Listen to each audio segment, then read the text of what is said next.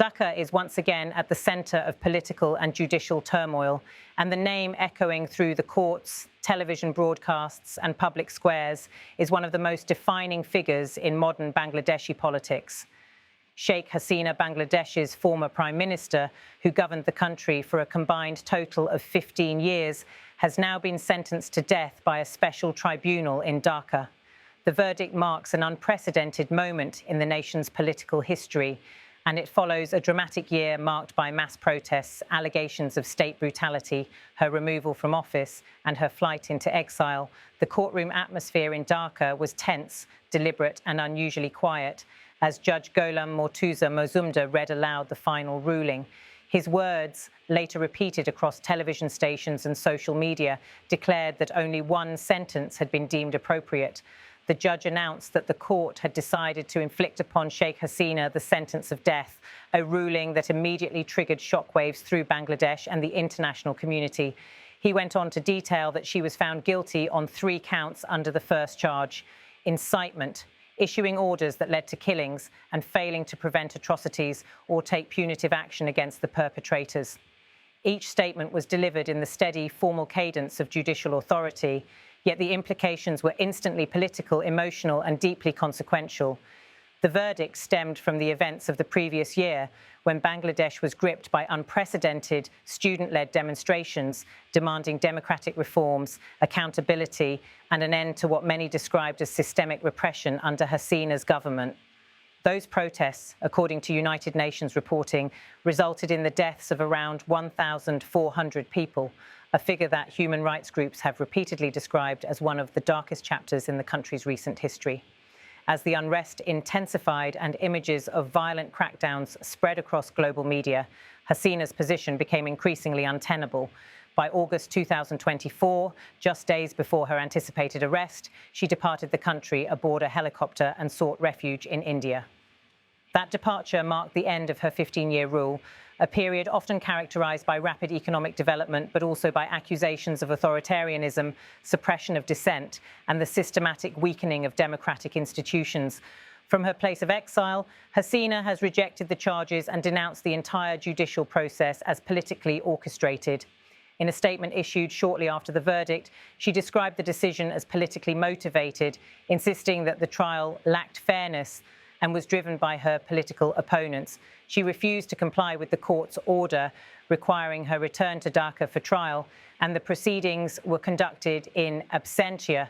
The absence of the defendant, while legally permissible, only added to the polarizing effect of the case, with her supporters claiming she would face imminent danger if she set foot on Bangladeshi soil, and her critics arguing that she was evading justice.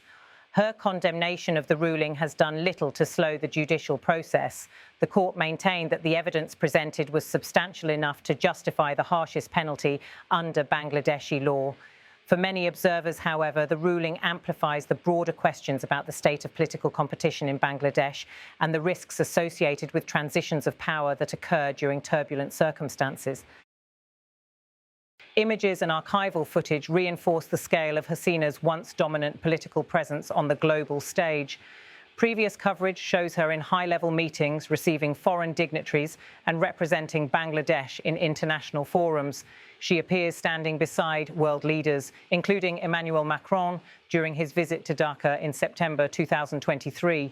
Her arrival at major summits, such as the LDC-5 opening in Doha in March 2023, reflects the stature she held as a long-standing head of government. Interviews conducted at the United Nations in September 2022 show her engaging directly with international media, presenting herself as a stable and confident leader of a growing nation. These images contrast sharply with her current circumstances, where she sits outside the country, now branded by the court as a perpetrator of crimes against humanity. They illustrate the sharp reversal of her political trajectory and the depth of the crisis engulfing Bangladesh today. For ordinary citizens, the reaction to the verdict has ranged from quiet acceptance to intense outrage. Many who lost family members during the 2024 protests see the ruling as a long-delayed recognition of their suffering. Some survivors recall scenes of chaos, with armed police firing tear gas, rubber bullets, and in several instances, live ammunition at crowds of unarmed demonstrators. Others describe waves of arrests, disappearances, and widespread fear that swept across cities including Dhaka, Chittagong, and Sylhet. At the same time, Hasina's supporters, including members of her Awami League party, argue that the protests were infiltrated by violent groups seeking to destabilize the country. They maintain that the government acted in the interest of national security and that the violence represented a breakdown of public order rather than a calculated campaign of repression.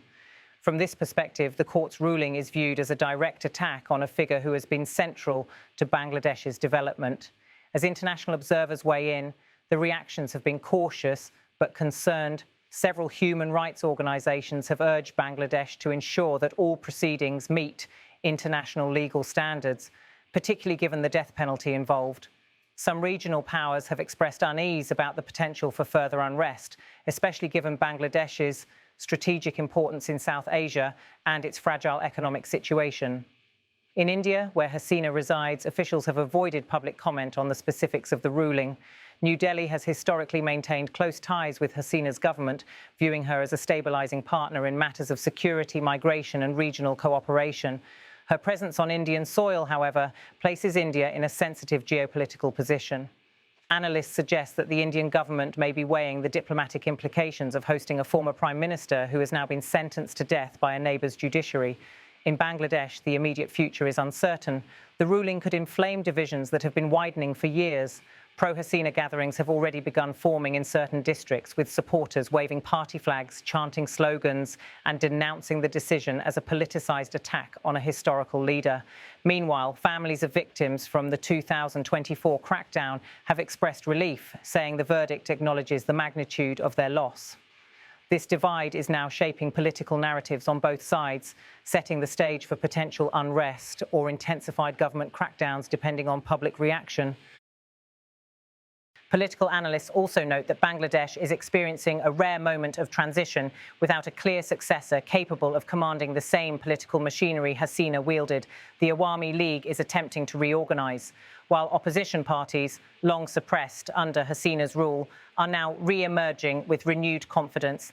Yet many observers warn that the political vacuum could lead to instability if the country's institutions are unable to maintain order.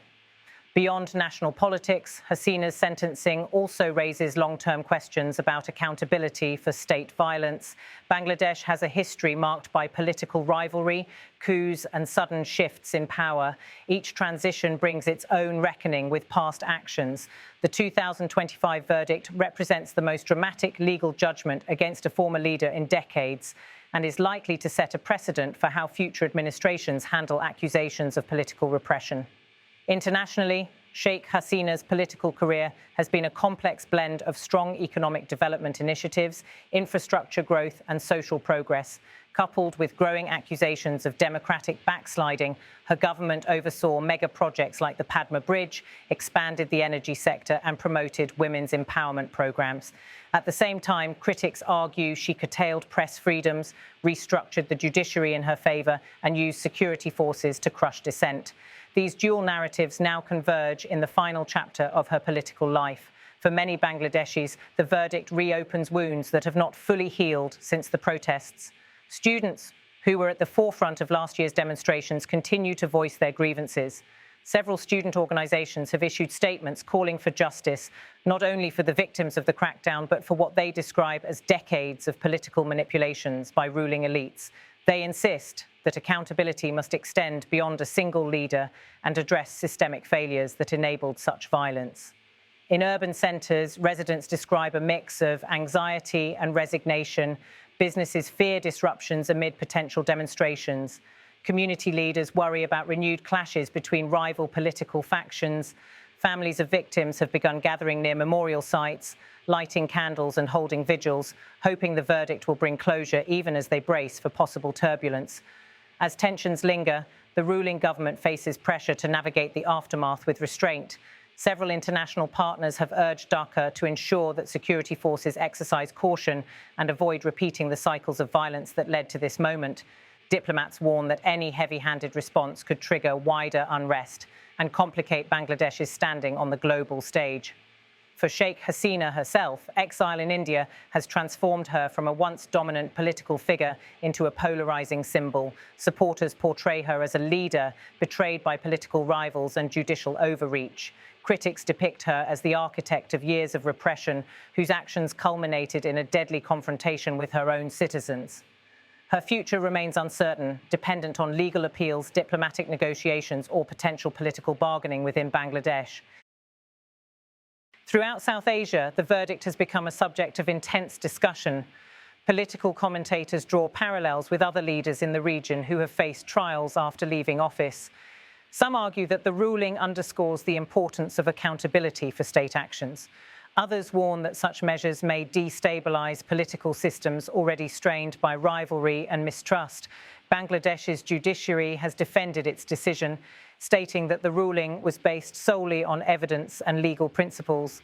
Yet the perception of fairness, both domestically and internationally, will likely influence how the next chapters unfold. Appeals are expected, though the process may be complicated by Hasina's absence and the diplomatic sensitivities involved. In Dhaka, the streets near the courthouse remain under heightened security, with checkpoints, barricades, and plainclothes officers deployed to prevent unrest. News outlets broadcast live reactions from legal experts, political representatives, and citizens, capturing a nation divided in its interpretation of justice. Many observers now question what this verdict means for Bangladesh's political future. Will it usher in a new era of accountability or deepen existing fractures? Will it deter future leaders from abusing power, or will it be seen as a precedent for using the judiciary as a political instrument? For now, the focus remains on the human cost that led to this moment. The 1,400 lives lost during the 2024 crackdown represent families torn apart, communities traumatized, and a generation of young people grappling with the memory of violence. Their testimonies, images, and stories continue to shape the conversation, ensuring that the debate extends far beyond political rivalries. As Bangladesh stands at a crossroads, the country confronts the difficult task of balancing justice, stability, and political transition. Sheikh Hasina's sentencing marks a historical turning point, one whose consequences will unfold in the coming months and years. Whether the nation moves toward reconciliation or deeper division will depend on the choices made by leaders, institutions, and citizens alike. This moment, heavy with political, emotional, and historical weight, is not only about a former prime minister or a courtroom ruling. It is about the future direction of a nation and the long-term struggle to define justice, democracy, and accountability in a country still grappling with its own past. The trial, the verdict, and the reactions that follow will ultimately shape how Bangladesh narrates this chapter of its history and how future generations interpret the events that have brought the nation to this critical juncture.